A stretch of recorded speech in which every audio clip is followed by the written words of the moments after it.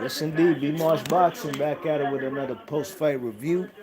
This is my post-fight review for the up-and-coming and lightweight, and that's Mr. Devin Haney. Devin Haney fights this guy Ndongeni from South Africa, undefeated as well, just like him. And Devin Haney handled his business. You know what I mean? Two guys, with undefeated. Hold on, let me hear him. He was the toughest opponent of your three on Showbox. I think he proved how tough he was.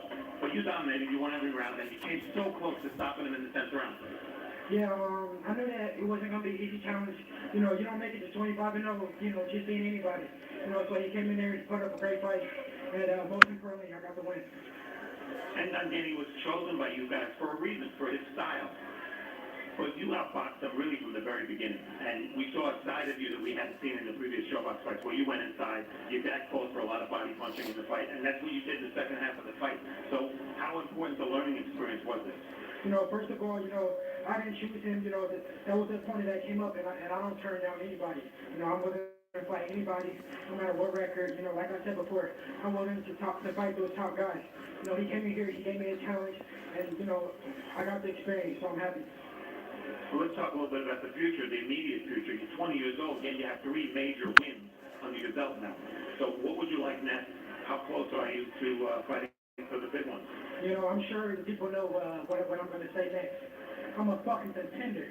I want those top guys, like I said. So, now they really can't deny me. I've been saying this for a long time, but now I'm a fucking contender. And if an opportunity came for you to fight for a world title in your next fight, depending obviously everything else being right, money, the opponent, would you take it? Absolutely. Congratulations, Devin. Hey. All right, thanks very much. So Devin Haney handles his business, man. Devin Haney. Is he a contender now? Is he stepped up to prospect? Okay, at the beginning of the fight, I said he needs to create more buzz for his career. Do I think he's great? Yeah, the man was using his jab, man. That power jab was setting the table up, and the man was eating. You know what I mean? Ndongeni was the boxer. He definitely came into into this contest trying to outbox Devin Haney. You know what I'm saying? Using his jab, wasn't letting his right hand go enough. You know what I mean? But when he did, it was some overhand rights that occasionally were catching the man Devin Haney. You know what I'm saying? Devin Haney drops Ndongeni in round 2. Um, Devin Haney's throwing combinations, and the guy's evading him. He's making him miss. But the cardinal mistake, cardinal sin that the man Ndongeni was making, when he would back up, he would pull out with his chin all up in the sky. And he got clocked with a right hand in round 2. He got dropped. That's a 10-8 round. You know what I mean? And I gave Ndongeni 2 rounds, round 4 and round 7. You know what I'm saying? I thought Ndongeni was not just having, he was having purposeful movement, you know what I mean? Because he was doing a lot of movement in this fight, you know what I mean? You see him on one end of the ring, next thing you know, he's on the other side of the ring because he was using a lot of movement, pumping his jab. Both of them, I'd say in the first 4 rounds, they were both pumping their jab, and Devin Haney's jab was definitely more authoritative, you know what I mean? But in round 4, I gave it to Ndongeni because Ndongeni landed some overhand rights. He threw some right hooks and left, using his jab to set the table up for them overhand rights. You know what I'm saying? But from round 5 till round 10, Devin Haney started to invest in the body bank, you know what I mean? And it paid dividends come round 12. Excuse me, round 10. This fight was only a 10 rounder, you know what I mean? Don't, Devin Haney was now throwing body shots with both arms, walking the opponent down. You know what I'm saying? Ndongeni, one thing I can admit, even though from round 4 you could see, excuse me, round 5, he got hurt in that round from them body shots, you know what I mean? But I'll give him credit. He didn't fold, he didn't double over, and he himself started throwing body shots too, you know what I mean? And he was catching Devin Haney, but you could tell Devin Haney was the stronger fighter. Although he's a younger fighter, but he definitely was a stronger fighter in there, you know what I mean? Round 7, I gave it to Ndongeni. Ndongeni was going to the body as well. He had Devin Haney on the ropes, and he threw mad combinations, you know what I'm saying? And he was throwing punches and bunches.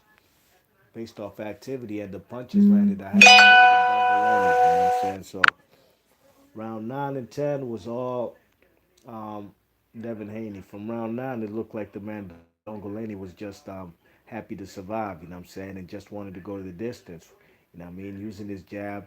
But for a guy who's down on the cards, and I'm sure he knew it, there wasn't no sense of urgency. He wasn't trying to go, you know what I'm saying.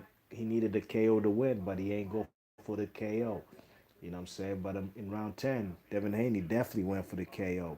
You know what I'm saying? He hurt the man, his opponent, Ndongeni on the ropes. Devin Haney was throwing mad punches and bunches, combinations, you know what I mean? Trying to get the stoppage. But the guy, Ndongeni did hold. He clinched, and, you know what I'm saying? The man survived. He survived 10 rounds, you know what I mean? But you got to give Devin Haney credit for at least trying to go for the knockout rather than just coasting because he had won the majority of the rounds, you know what I mean? So, Devin Haney, you heard him right there, man. He said he's a effing contender, you know what I mean? He's a guy who right now feels he's ready to challenge anybody at the lightweight division. He said he'll beat Lomachenko right now. I don't know if I believe that, but hey, it's progression, and I think he's ready for at least, you know what I'm saying, I'm not going to say a world title shot just yet. Maybe at the end of 2019, if he pulls off a string of victories, he deserves one. But there's some fighters out there. You know what I'm saying? What could he do with a guy like what's his name? I'd like to see him face guys like Derry Jean. You know what I mean? Derry Jean, the Haitian Canadian guy, Lamar Peterson, and Terrence Crawford. You know what I mean? I'd like to see what he could do with those guys, and then maybe um, depending on what sanctioning body that he's trying to go after a champion. Definitely, the IBF is vacant right now because Richard Coleman's going to be fighting for that title sooner than later. Lomachenko has two WBA and WBO, and Mikey Garcia has a WBC. So there's some guys out there. Maybe before the year ends, maybe he can get a fight versus a guy like Luke Campbell. You know what I'm saying? Maybe Anthony Crolla. You know what I mean? See if he can beat some of those English lightweights, and then see if he can mess with some American lightweights. You know what I mean? We'll see what it do for Devin Haney, but I think he did a good job tonight. You know what I mean? Won 8 out of 10 rounds versus an undefeated fighter.